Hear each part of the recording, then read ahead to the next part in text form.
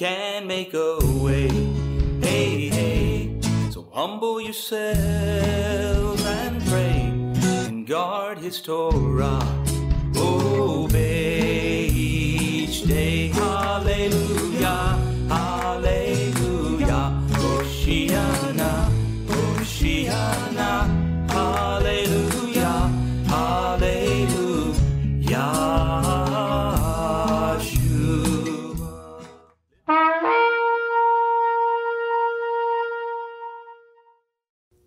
And Moshe said, Hear, O Yisrael, Yahweh your Elohim, Yahweh is one, and you shall love Yahweh your Elohim with all your heart, with all your being, and with all your might.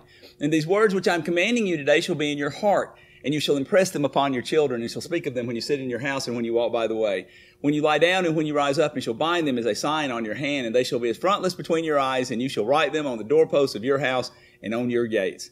Shabbat Shalom, everyone. Shabbat Shalom to everyone worshiping with us at home. It's a pleasure to be here today, amen. It sure is. The name of the message today is called, They Love the Torah. Now, did you know that the founding fathers of the United States actually intended for the United States to be a communist country? Yeah, that's right. I can prove it from the Declaration of Independence. I can. You know that Karl Marx, one of the fathers of communism, promulgated the slogan, from each according to his ability, to each according to his needs. You're familiar with that, right? This is because he believed, for instance, that it was unfair for a doctor to make more money than, say, a car mechanic just because he is a doctor. Car mechanics have to work every bit as hard as doctors, even harder sometimes.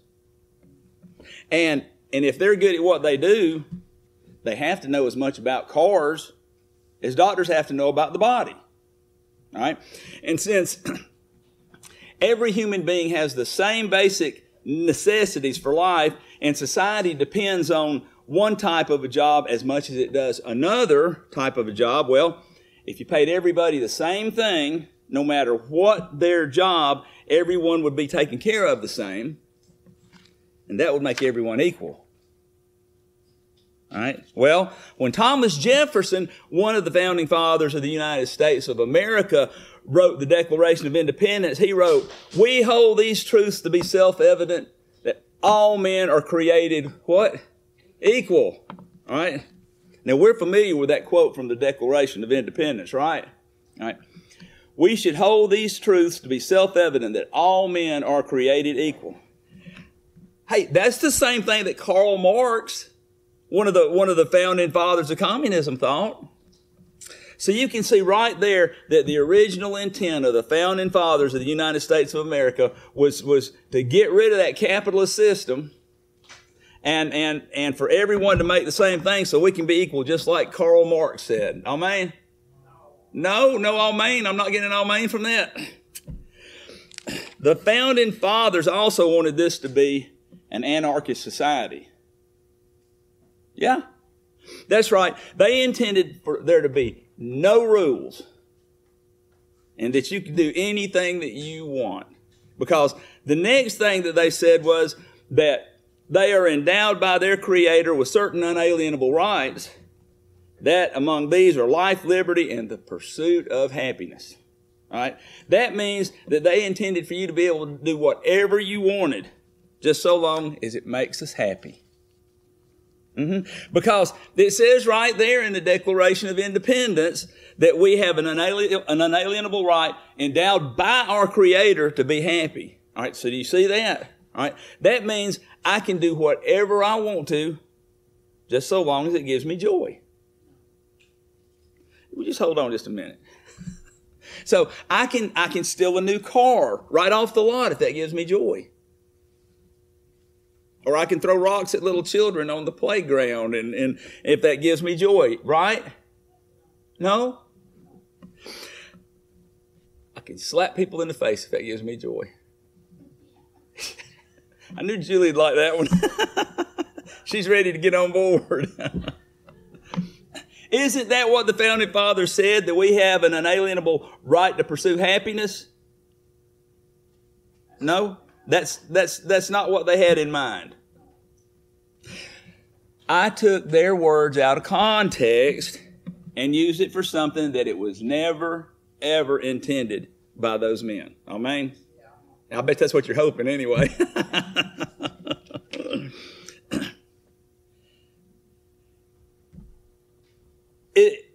It is obvious. It is obvious from their actions and their lives that the true meaning of their words, that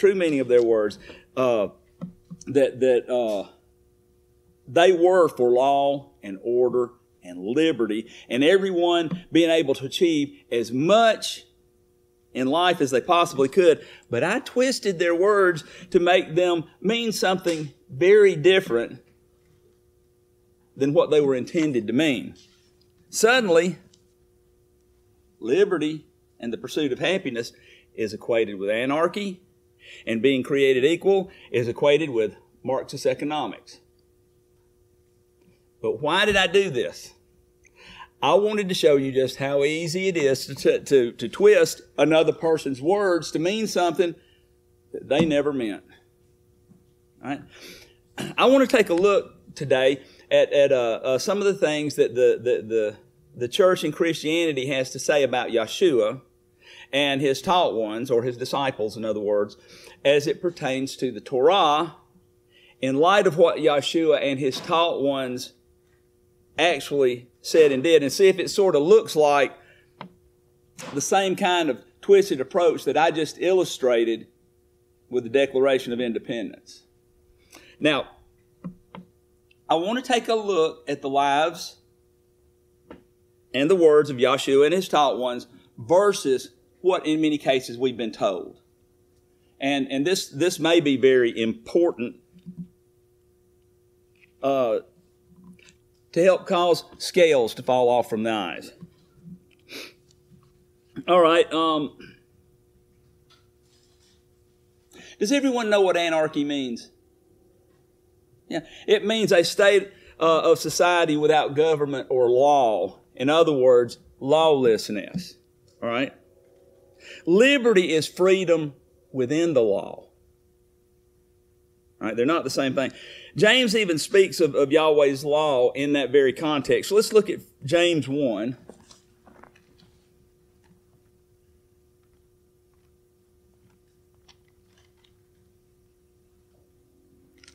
James chapter 1. We're going to start reading in verse 23.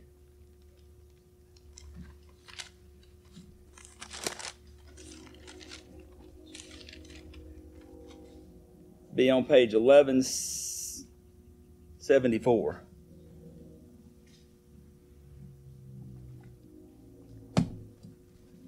James 1, verse 23. Because if anyone is a hearer of the word and not a doer, he's like a man who looks at his natural face in a mirror. For he looks at himself and goes away and immediately forgets what he is like. But he that looked into the perfect Torah, that of what? Freedom, and continues in it, not becoming a hearer that forgets, but a doer of work, this one shall be blessed in his doing of the Torah. The KJV puts it this way: but whosoever looketh into the perfect law of liberty and continueth therein, he being not a forgetful hearer, but a doer of the work, this man shall be blessed in his deed. Did you find it interesting that I was able to equate liberty with anarchy? See, the church has told us many things about the law or the Torah, but mostly that it has been done away with. That's what anarchy would be, kind of. Right? No law. Please don't misunderstand. I'm not saying that they actually teach anarchy, because they don't. Right? They will say that we are not under the bondage of the law or the old covenant, but are now under the law of Christ, as they say. All right, under the law of Christ, as if Yeshua had a different set of laws. All right, and but overall, they teach that the Torah has been done away with, and frequently, this even gives them the freedom, if you will, to partake in things that Yahweh called abominations. Now, though not entirely, this is primarily done almost completely by using the words of Paul and disregarding all the rest of the Scripture. And I'm not taking anything away from Paul, but Paul is only one witness. And it doesn't matter whether you're quoting Romans, Corinthians, Ephesians, Galatians, Colossians, Philippians, Thessalonians, etc. These are all from the mouth of the same witness. Right? They have some things in common. Paul's not teaching against the Torah. We'll get to that in a little bit. Frequently, when Christianity turns to these different books for proof texts for freedom from the law, they approach it like this is a second witness and a third witness and a fourth witness, and it's not. It's like they're trying to add credence to their argument, right? But they're quoting the same person. And Peter actually even warned back in the first century that we should be on guard against this. All right? He said that if we fell for it, it would lead to our own destruction. Look with me in 2 Peter chapter 3. A couple of pages over. I'm reading from the 1998 ISR, and that's 1183 is where we're going to start. 1184. 2 Peter chapter 3, verse 14. And Peter said this about Brother Paul. So then, beloved ones, looking forward to this, do your utmost to be found by him in peace, spotless and blameless, and reckon the patience of our Master as deliverance, as also our beloved brother Shaul, that'd be Paul, wrote to you according to the wisdom given to him. As also in all his letters, speaking in them concerning these matters, in which some are hard to understand, which those who are untaught and unstable twist to their own destruction, as they do also the other scriptures. You then, beloved ones, being forewarned, watch, lest you also fall from your own steadfastness, being led away by the, what's that next word? Delusion of the what? Lawless. Is it reasonable to infer that people who say that the law is no more and that it has been done away with would come under the category of the lawless? I think that is beyond reasonable. And Peter says that this is a delusion and that it leads to destruction. All right? Now, note that Peter didn't say, boo on Paul. He did not do that. He said, boo on those who twist his words, kind of like I did with the words of the founding fathers. Twist his words to the doing away of the law. But this is exactly what the church would have us to believe in many cases. All right. They will use Paul to do away with the very things that Yahweh said was to be everlasting. All right. Who is your Messiah? Paul or Yahshua? Ask yourself this question. If Yahweh said that something is everlasting and someone tells you not, because Paul, a man who was not even the Messiah, said whatever, right? Who would you think is suffering from a delusion of lawlessness? That's a no-brainer, right? All right. The one taking the new and improved Paul over everlasting Yahweh. And if you can't count on Yahweh when he said that something is everlasting, then how can you count on him now if he tells Paul something different, which he did not? All right. The answer is that you can't count on him if his word is that wishy-washy. But I have an Elohim who is a rock. Amen? All right? A rock that does not change. Amen? All right? When my Elohim says everlasting, he means everlasting. All right. Now, as we get into this, I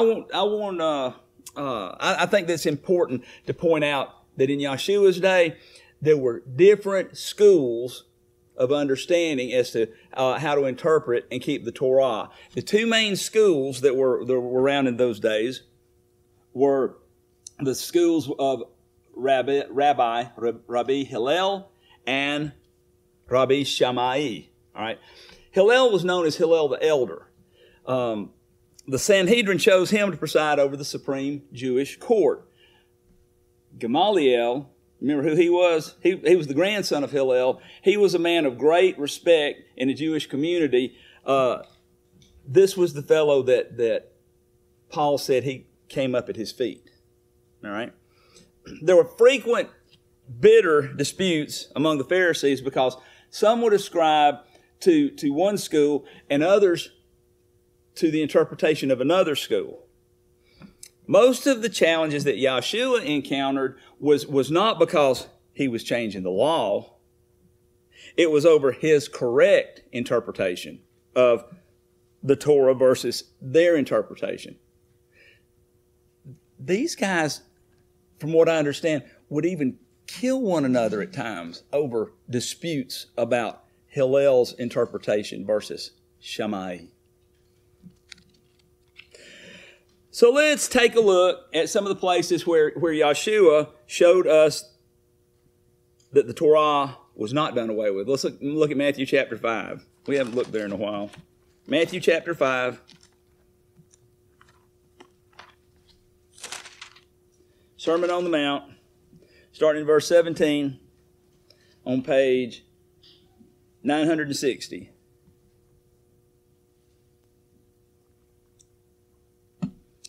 Matthew 5:17. Do not think that I came to destroy the Torah or the prophets. I did not come to destroy, but to complete. For truly I say to you, till the heaven and earth pass away, one jot or one tittle shall by no means pass from the Torah, till all be done. Whoever then breaks one of the least of these commands and teaches men so shall be called least in the reign of the heavens. But whoever does and teaches them, he shall be called great in the reign of the heavens. For I say to you that unless your righteousness exceeds that of the scribes and the Pharisees, you shall by no means enter into the reign of the heavens. So that sort of looks like he expects us to be even more Torah observant than the Pharisees. Amen? All right. He also teaches that heaven and earth will pass away first. All right. Is that what you were taught at church?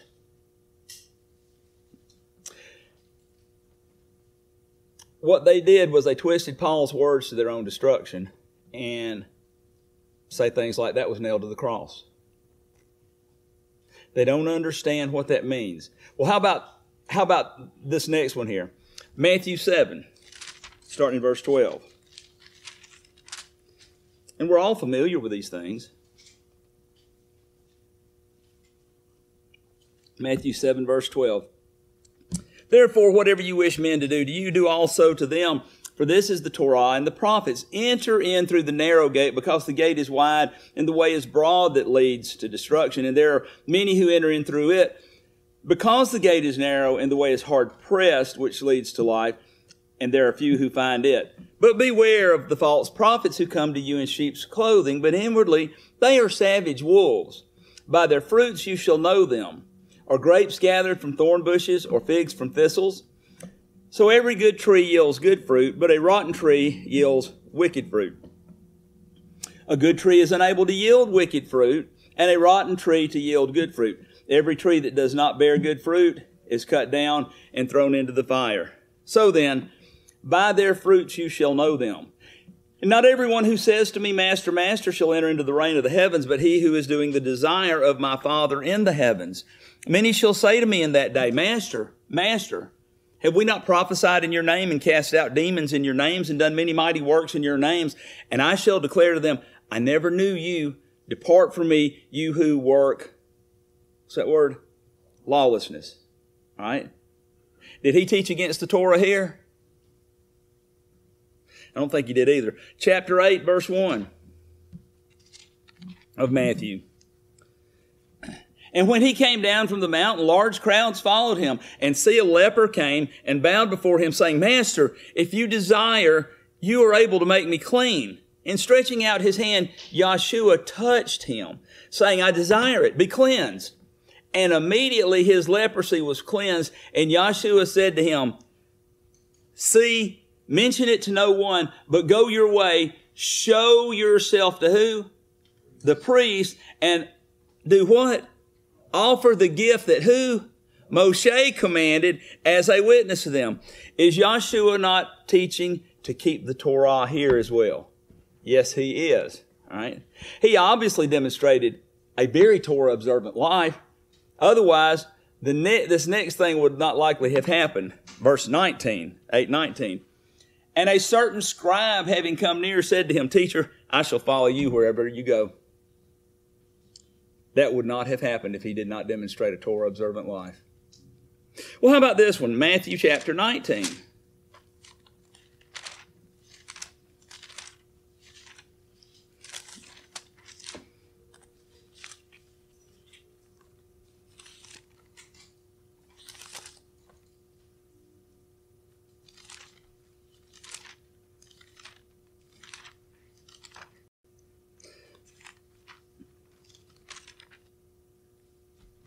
Let's see here. We're going to start reading in verse 16, page 939. And see, one came to him and said, Good teacher, what good shall I do to have, what's those next two words? Everlasting life. And he said to him, Why do you call me good? No one is good except one, Elohim. But if you wish to enter into life, guard the commands. And he said to him, Which? I think the reason he's asking him which there is not which ones in particular in the Torah. I think he means one school versus another school. Which ones do we need to keep? And YHWH said, You shall not murder, you shall not commit adultery, you shall not steal, you shall not bear false witness. Respect your father and your mother, and you shall love your neighbor as yourself. Were these old commands from the Torah or something new? By the way, you shall love your neighbor as yourself is not one of the 10 commandments. All right. It comes from Leviticus 19:18. But for some peculiar reason, YHWH had this crazy idea that it too was necessary to receive everlasting life. All right. Luke chapter 8.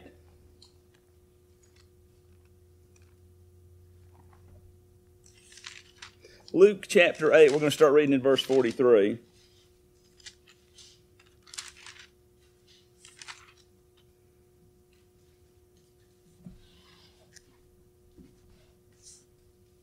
It's at 991. Verse 43, And a woman having a flow of blood for 12 years, who having spent all her livelihood on physicians, was unable to be healed by any, came from behind and touched the tzitzit of his garment. Now it says border or hem in the KJV, but it means his tassel. You can look it up, right? And immediately her flow of blood stopped. Now, he had the law written on his heart. I mean, if anybody had the law written on their heart, YHWH did. Right? Why would he be wearing those silly strings, which Yahweh said in Numbers 15:38 through 40, were supposed to be worn throughout your generations? Let's just take a quick look there and see what it says about that.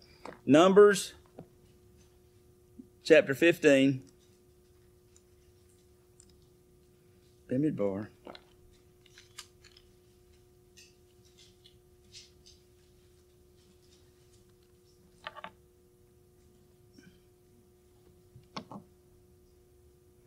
Numbers 15, verse 38.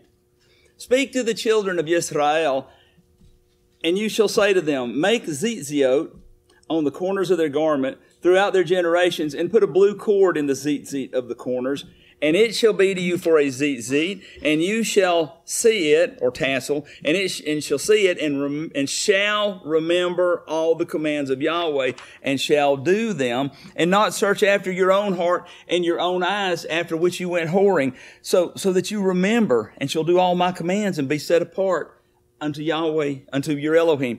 Well, why would Yahshua need to wear those things? Because he understood that we need to be keeping the Torah. He lived a life. He spoke the words. Here's another example. You don't have to turn here. You can turn to Luke chapter 9. Luke chapter 9. And I'm going to tell you the verse that this is referring to.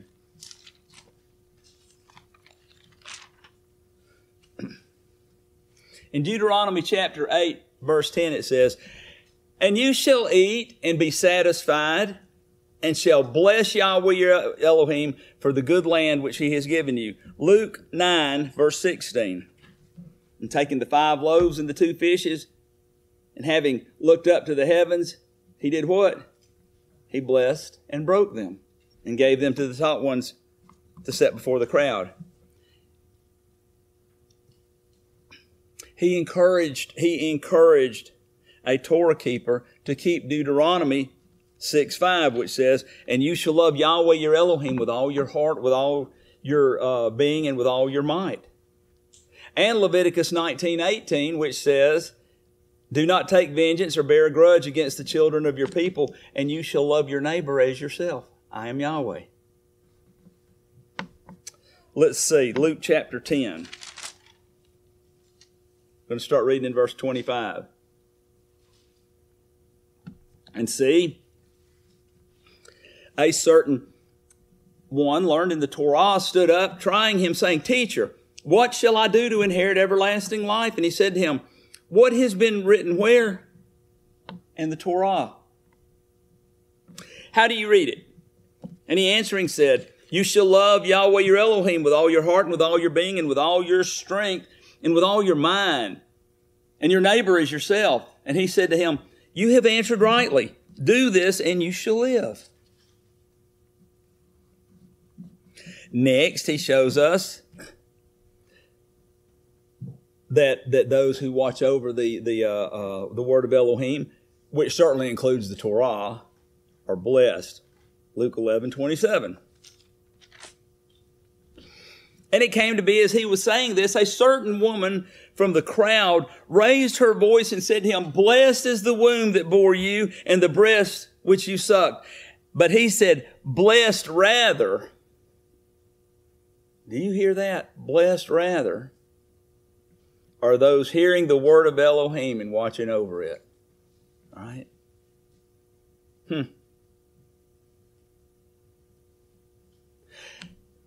I haven't seen thus far where he's introducing new doctrine into anything. Amen. All right, another example of the Torah's staying power is in Luke 17.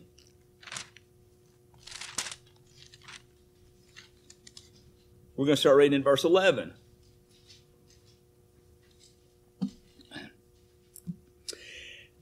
"And it came to be as he went to Jerusalem that he passed through the midst of Shomeron and Galil. And he was entering into a certain village, and he was met by 10 leprous men who stood at a distance." Right? This is a different event than the one that we read in Matthew chapter 8. "And they lifted up their voices, saying, 'Yahshua, Master, have compassion on us.' And having seen them, he said to them, 'Go show yourselves to the priests.'" Now, what's the point in that? Doesn't he know that he's our high priest in heaven? Why would he let them go show themselves to the priests? After all, the priests are just mere men, right? All right. "Go show yourselves to the priests." And it came to be, as they were going, they were cleansed. And one of them, when he saw that he was healed, returned praising Elohim with a loud voice. This was commanded in the Torah, to show yourself to the priest so that you could be declared clean. All right. Yahshua instructs a man to keep Exodus chapter 20. Luke chapter 18, verse 18. And a certain ruler asked him, saying, Good teacher, what shall I do to inherit everlasting life? So Yahshua said to him, Why do you call me good? This is that same story. No one is good except one, Elohim. You know the commands. Do not commit adultery. Do not murder. Do not steal. Do not bear false witness. Respect your father and your mother. And he said, All these I have watched over from my youth. And hearing this, Yahshua said to him, Yet one you lack. Sell all that you have and distribute to the poor, and you shall have treasure in heaven. Come and follow me. Okay, so now we're going to look at something a little different. Deuteronomy 16.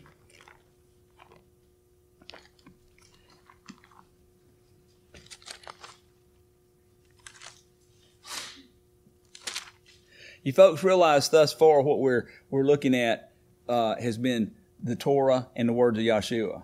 All right, overwhelmingly, except a little passage from Peter and James early on.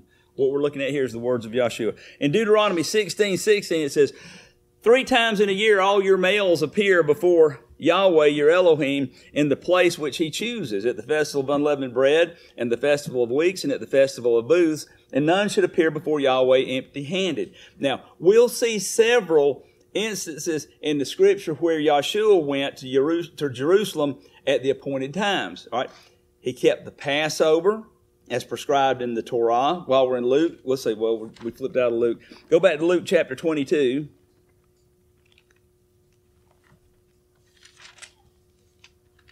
Luke 22,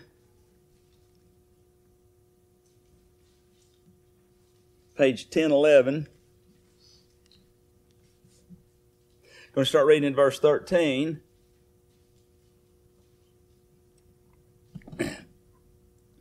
And going, they found it as he had said to them, and they prepared the Passover.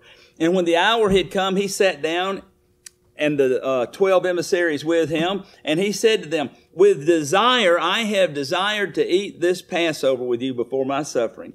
And even though after this they had just witnessed the brutal death of their beloved teacher, Yahshua's taught ones kept the Sabbath that very same week. It's recorded. Luke 23, verse 54. And it was preparation day, and the Sabbath was approaching, and the women who had come with him from Galilee followed after, and saw the tomb, and how his body was laid, and having returned, they prepared spices and perfumes, and they rested on the Sabbath, according to what? The command. Speaking of the Sabbath, did Yahshua do away with it, or did he teach us? He didn't, or did he teach us how we're supposed to be doing while the Sabbath comes around? Let's take a look. Luke chapter 4.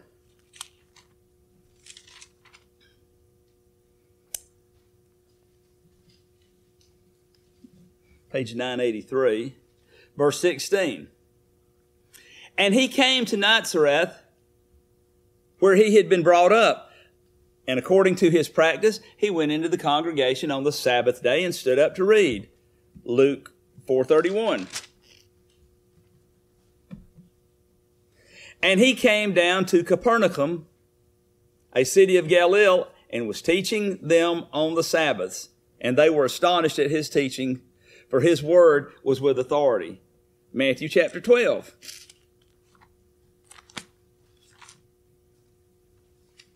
We're going to start reading in verse 9, page 929.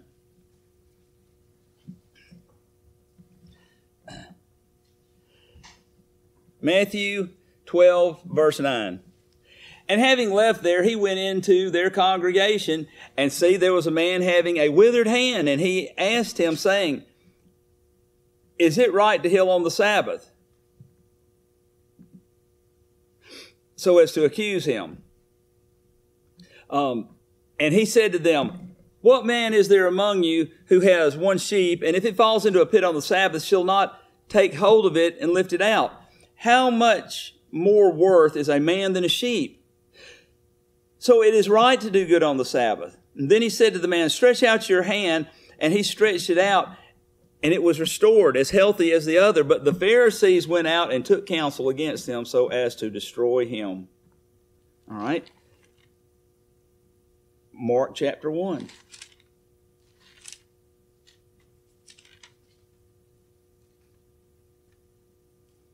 Mark chapter 1 and verse 21.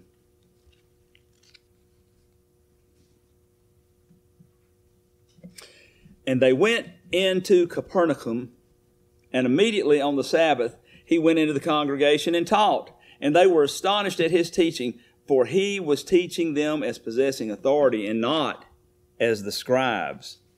All right, and then one verse in Mark chapter 6, verse 2.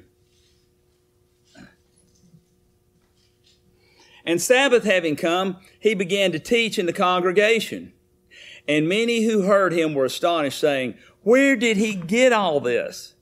And what wisdom is this which is given to him, that such miracles are done through his hands? So we're starting to see that Yahshua was a Sabbath keeper. Amen. And this is one of my favorite ones here. John chapter 5.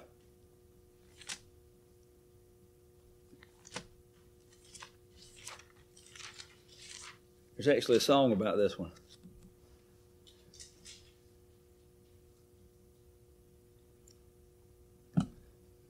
Or you're already singing it in your head. John chapter 5 verse 1. And there was a festival of the YHWH, the Jews. And Yahshua went up to Jerusalem. And in Jerusalem, at the sheep gate, there was a pool which is called in Hebrew Beth Zatha, having 5 porches. In these were laying a great number of those who were sick, blind, crippled, paralyzed, waiting for the stirring of the water. For a messenger was going down at a certain time into the pool and was stirring the water, and whoever stepped in first, then after the stirring of the water, became well of whatever disease he had. And a certain man was there who had a sickness 38 years. And when Yahshua saw him lying there, and knowing that he'd already been a long time, he said to him, do you wish to become well? And the sick man answered him, Master, I have no man to put me into the pool when the water is stirred. But while I am coming, another steps down before me. Yahshua said to him, rise, take up your bed and walk. And immediately the man became well, and he stood, and he took up his bed and was walking. Now, it was the Sabbath on that day. And the YHWH, therefore, said to him who had been healed, it is the Sabbath. It is not right for you to take up the bed. He answered them, he who made me well said to me, take up your bed and walk. Therefore they said to him, who is the man who has said to you, take up your bed and walk? But the one who was healed did not know who it was, for Yahshua had moved away, a crowd being in that place. Afterwards Yahshua found him in the set-apart place and said to him, see, you have been made well. Sin no more, so that no worse matter befalls you.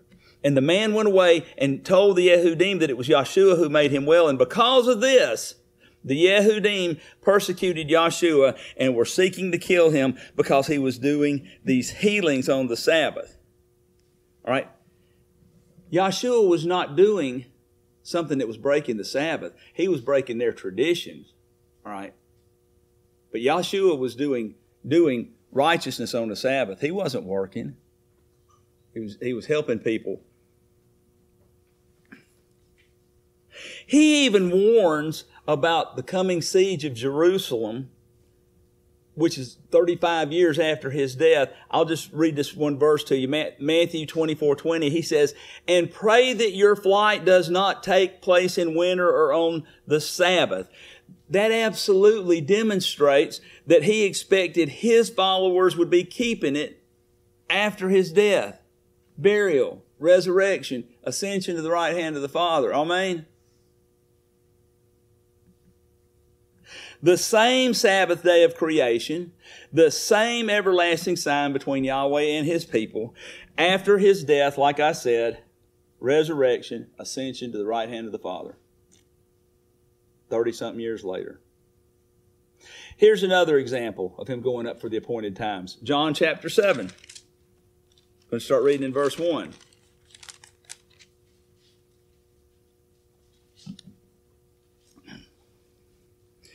And after this, YHWH was walking in Galilee, for he did not wish to walk in Yehuda because the Yehudim were seeking to kill him. And the festival of the Yehudim was near the festival of Booths, Feast of Tabernacles. So his brothers said to him, get away from here and go into Yehuda, so that your taught ones also see the works that you are doing. For no one acts in secret while he himself seeks to be known openly. If you do these works, show yourself to the world, for even his brothers did not believe in him. YHWH therefore said to them, my time has not yet come, but your time is always ready. It is impossible for the world to hate you, but it hates me because I bear witness of it that its works are wicked. You go to the festival. I'm not going yet, going up to this festival, for my time is not yet been filled. And having said this to them, he stayed in Galilee. But when his brothers had gone up to the festival, then he also went up, not openly, but as it were in secret. So we get a pretty good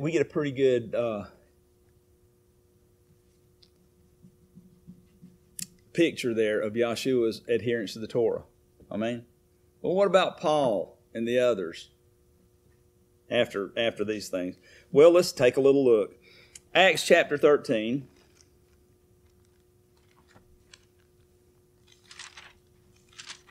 We're going to start reading in verse 13.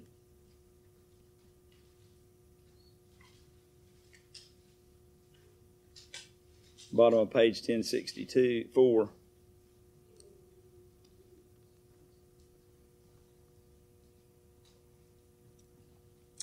And having put out from Paphos, Shaul and those with him came to Perge in Pamphylia, and Yochanan, having left them, returned to Jerusalem. But passing through from Perge, they went to Antioch in Pisidia, and went into the congregation, when? On the Sabbath day, and sat down. And after the reading of the Torah and the prophets, the rulers of the congregation sent to them, saying, men, brothers, if you have any word of encouragement for the people, speak. Now, let's skip down to verse 43. And when the meeting of the congregation was broken up, many of the Yehudim and the worshiping converts followed Shaul and Barnabas, who speaking to them were urging them to continue in the favor of Elohim. And on the next Sabbath, almost all the city came together to hear the word of Elohim. All right. Next chapter, Acts chapter 16.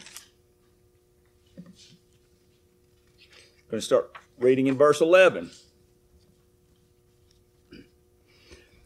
Therefore, sailing from Troas, we ran a straight course to Samothrace, and the next day came to Neapolis, and from there to Philippi, which is the principal city, that part of Macedonia, a colony. And we were staying in that city for some days. And on the Sabbath day, we went outside the city by a river where there used to be prayer. And having sat down, we were speaking to the women who were there. And a certain woman named Lydia, a seller of purple from the city of Thyatira, worshiping Elohim, was hearing, whose heart the master did open to pay attention to what Shaul said. And when she was immersed and her household, she begged us, saying, if you have judged me to be believing in the master, come to my house and stay. And she urged them. Okay, so we see Sabbath keeping by Paul and other apostles. All right, but didn't Paul do away with circumcision? There's another one. All right, as if he could. As if he could. Read one verse to you here, but stay in Acts, because we're going to come back to Acts. In Romans 2:25, Paul says, for circumcision indeed profits if you practice the Torah. But if you are a transgressor of the Torah, your circumcision has become uncircumcision. Folks, it's kind of like wearing your tassels. Your tassels do you some good if you look at them and remember to keep the Torah. But if you wear your tassels and you're walking around acting in all sorts of transgressions, your tassels have become just strings. Acts 21:17. And remember, if Paul broke and taught people to break even the least of the commandments, he would be least in the kingdom of heaven. That came out of Yahshua's mouth. All right? Remembering who our Messiah is. Acts 21:17. And when we arrived in Jerusalem, the brothers received us gladly. And on the following day, Shaul went in with us to Yaakov. That would be James. Did I say that wrong, Joey? James, that's Yaakov. Yeah. And he received us gladly. And on the following day, Shaul went in with us to Yaakov, and all the elders came. And having greeted them, he was relating one by one what Elohim had done among the Gentiles through his service. And when they heard it, they praised the master. And they said to him, you see, brother, how many thousands of Yehudim there are who have believed and are ardent for what? The Torah. And they have been informed that you teach all the Yehudim who are among the Gentiles to forsake Moses, all right, saying, not to circumcise the children, nor to walk according to the practices. What then is it? They shall certainly hear that you have come. So do this, what we say to you. We have 4 men who have taken a vow. What? Wait a minute. Did James just say that they, the elders, and taught ones of Yahshua in Jerusalem there, had in their midst men who had taken a vow? He did. Well, so what's the big deal? Again, this would have been after the death, burial, resurrection, and ascension to the right hand of the Father of Yahshua. And he's no longer physically with them. He's no longer physically with them. This would surely be during what is frequently referred to as New Testament times, would it not? And many would even call it under the New Covenant. So why is that relevant?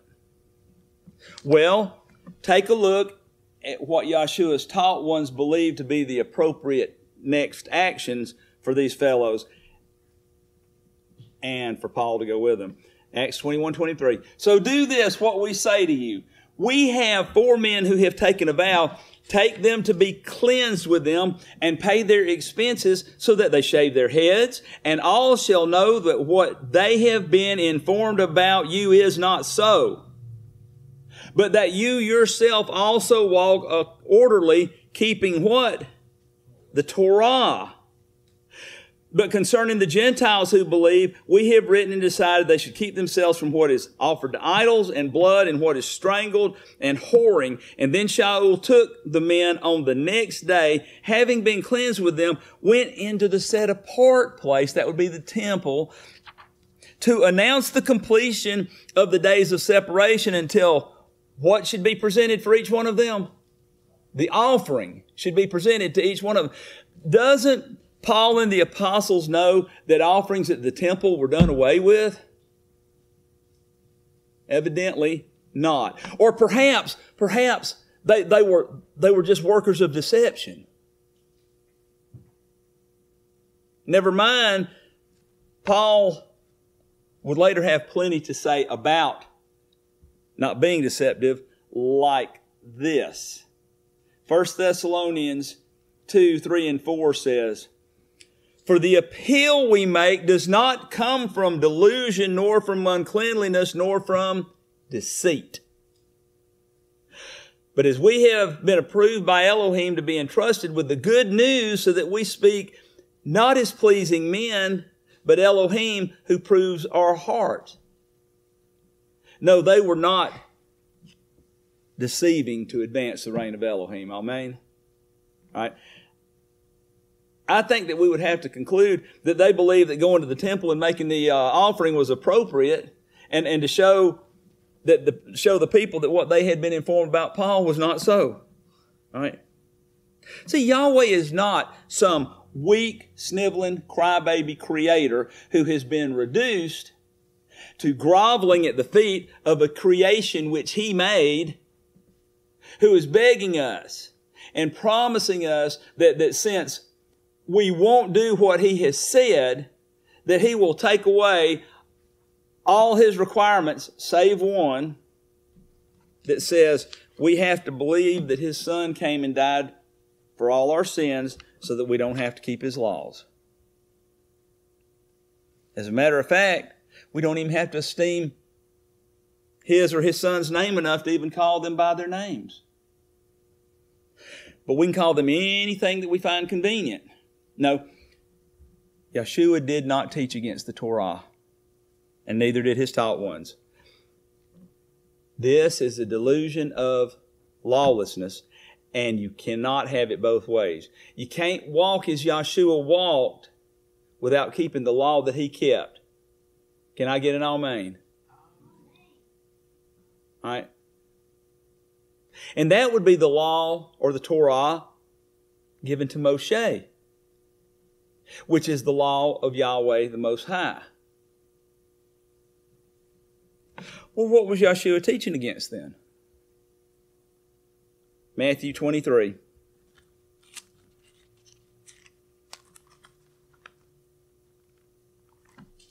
Matthew 23, we're going to start reading in verse 1.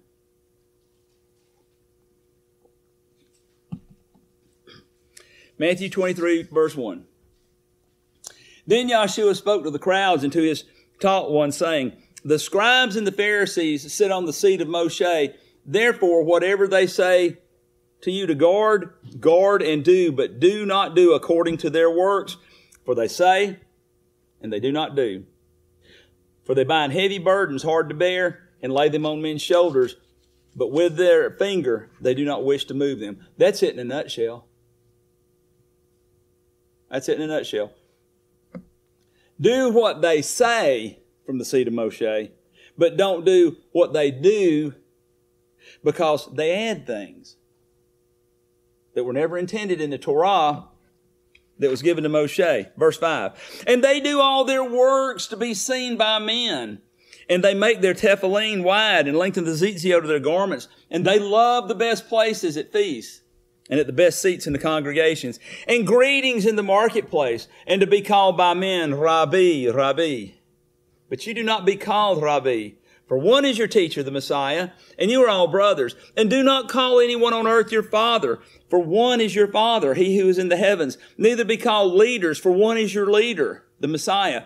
But the greatest among you shall be your servant. And whoever exalts himself shall be humbled, and whoever humbles himself shall be exalted. But woe to you, scribes and Pharisees, hypocrites, because you shut up the rain of the heavens before men, for you do not go in, nor do you allow those who are entering to go in. Woe to you, scribes and Pharisees, hypocrites, because you eat up widows' houses, and for a show make long prayers. Because of this, you shall receive greater judgment.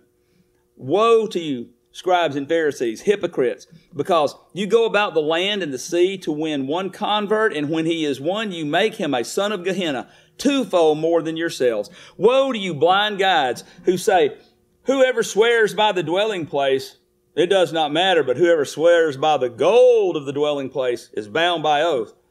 Fools and blind, for which is greater, the gold or the dwelling place that sets the gold apart? And whoever swears by the altar, it does not matter, but whoever swears by the gift that is on it is bound by oath. Fools and blind, for which is greater, the gift or the altar that sets the gift apart? He then who swears by the altar swears by it and by all that is upon it. And he who swears by the dwelling place swears by it and by him who is dwelling in it.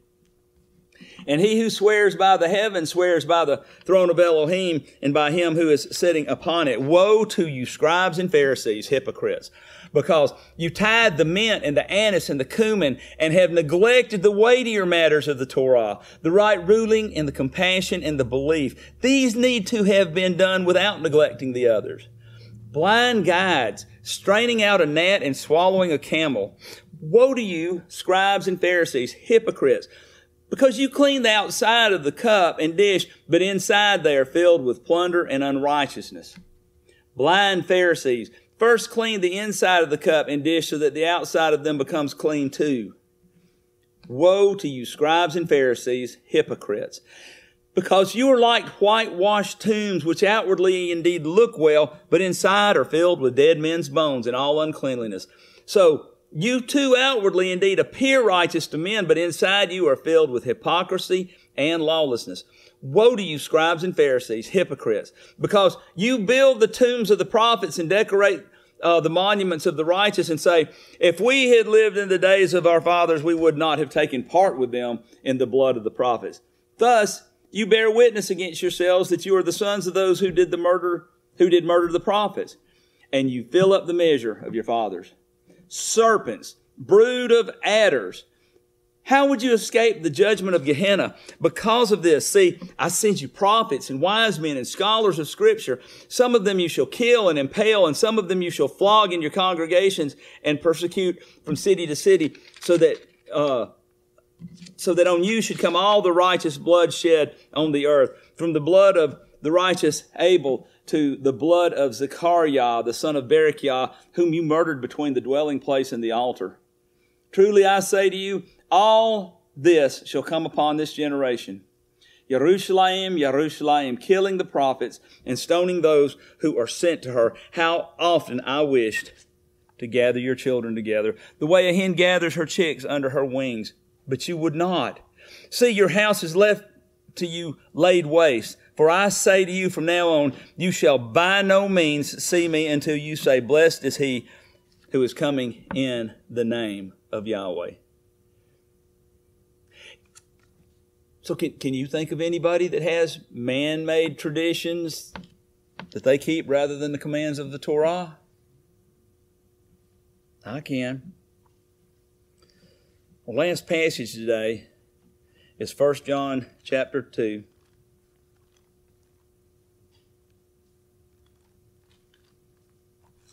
1 John chapter 2, page 1185.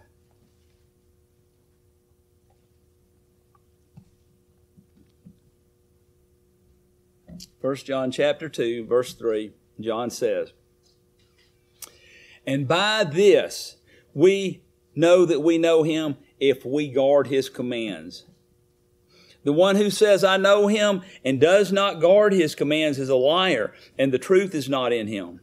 But whoever guards his word, truly the love of Elohim has been perfected in him, and by this we know that we are in him. The one who says he stays in him ought himself also to walk even as he walked. His walk was an unwavering love and adherence to the Torah of Elohim. So let us not be deceived by those who are twisting and confusing the Torah of freedom with freedom from the Torah. All right? The Torah of freedom gives us freedom from the curses of hell. All right? It also gives us freedom from the bondage of man-made traditions. And if we are to walk as he walked, we must have a heart like he had. And he and his taught ones, in their heart, they love the Torah. Yevrakeka Yahweh ba'ishmareka yair Yahweh panavaleka vikoneka yasa Yahweh panavaleka v'asem laka shalom. Yahweh bless you and guard you. Yahweh make his face to shine upon you and show favor to you. Yahweh lift up his face upon you and give you his complete contentment. Hey, hey, and he can make a way. Hey, hey, so humble yourselves and pray and guard his Torah. Obey each day. Hallelujah.